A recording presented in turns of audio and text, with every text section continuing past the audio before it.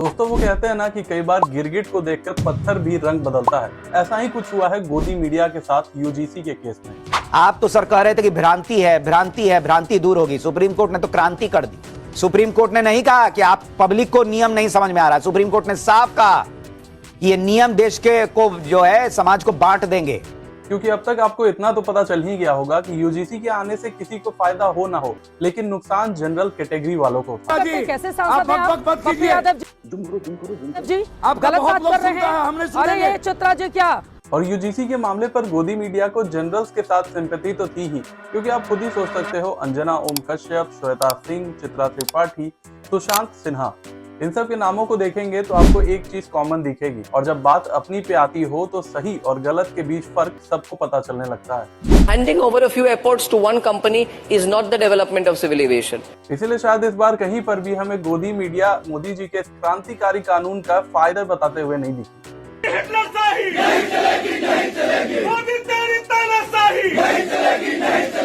लेकिन मोदी जी के UGC bill लाने के पीछे एक और इम्पोर्टेंट एंगल भी है जिस पर किसी ने नजर नहीं डाली। वो भी मैं आपको बताऊंगा। पहले आप वीडियो को लाइक कर दीजिए, चैनल को सब्सक्राइब कर दीजिए। ऊपर से बीजेपी नेताओं के इस कानून को लेकर उल्टे पुल्टे बयान ने भी एंकर्स को बौखला के रख दिया। देखिए मोटी बात, देखिए एक लाइन में रहो और राजनीतिक गोटियां से। अब आप खुद ही सोच सकते हो कि जब आपके पैसों पर पलने वाले लोग भी आपके अगेंस्ट खड़े हो जाएं, तो वैसे में कैसे काम चलेगा।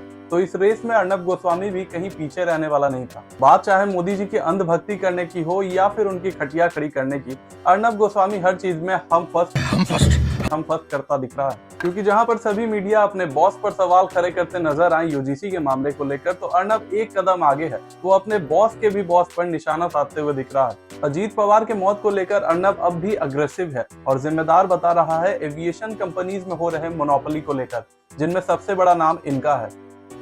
When are we going to wake up and smell the coffee?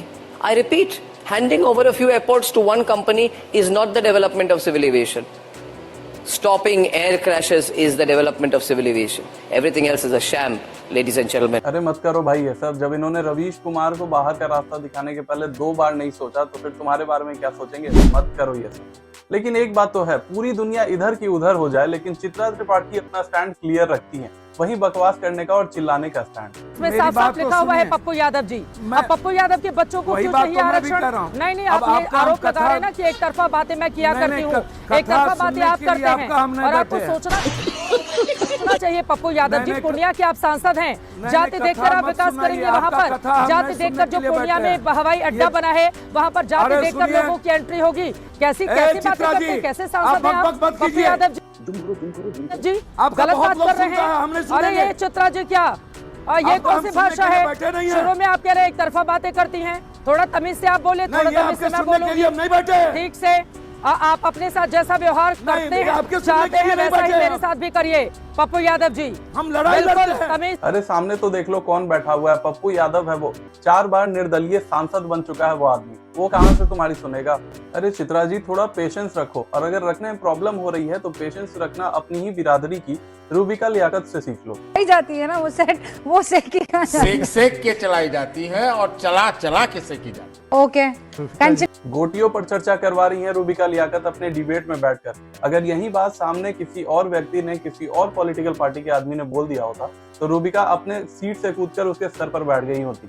लेकिन चलो पेशेंस रखना अच्छी बात है, क्योंकि अगर मौजूदा सिनारियो को देखोगे तो आप ये पाओगे कि बीजेपी वर्सेस कोई अपोजिशन नहीं है, मोदी वर्सेस पब्लिक का मैटर है। अब भारत के आस पड़ोस के सभी राज्यों को अगर आप देखोगे, जैसे कि श्रीलंका, बांग्लादेश और नेपाल, तो वहां पर भी यूथ का प्रोटेस्ट ही आगे चलकर अग्रेसिव बना था। और वैसा ही कुछ हमारे देश में हाल फिलहाल के टाइम में हो रहा है। चाहे वो मुद्दा अरावली हिल्स का हो या फिर दिल्ली पोल्यूशन हो, वहां पर आपको कभी भी कोई बड़ा अपोजिशन का लीडर नहीं दिखेगा, बल्कि दिखेंगे जेन जी के यूथ, जिसको कंट्रोल करने के लिए सरकार ने यूजीसी का हथकंडा अपनाने का सोचा।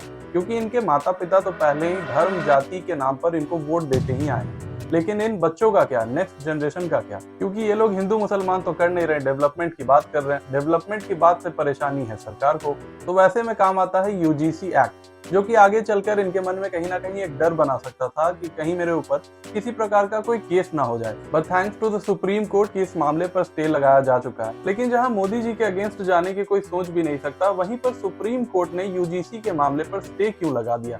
इसके पीछे भी शायद एक वजह है जिस पर कुणाल कामरा 2-3 साल पहले बात कर चुका है। भी लाइक अगर मैं बोल दूं, समझो कोई बात अगर कि the Indian supreme court is a ब्राह्मण बनिया आर्बिट्रेशन सेंटर, तो इस पे कोई कंटेम्प्ट ऑफ कोर्ट डालेगा, पर क्या वो 3 जज की बेंच बिठा पाएगा जिसमें ब्राह्मण बनिया ना हो? अगर ये मैं कह भी दूं तो ऐसी बेंच बैठने में ही 20 साल निकल जाएंगे। अगर आप चैनल को सब्सक्राइब कर दीजिएगा, वीडियो लाइक कर दीजिएगा। Thank you.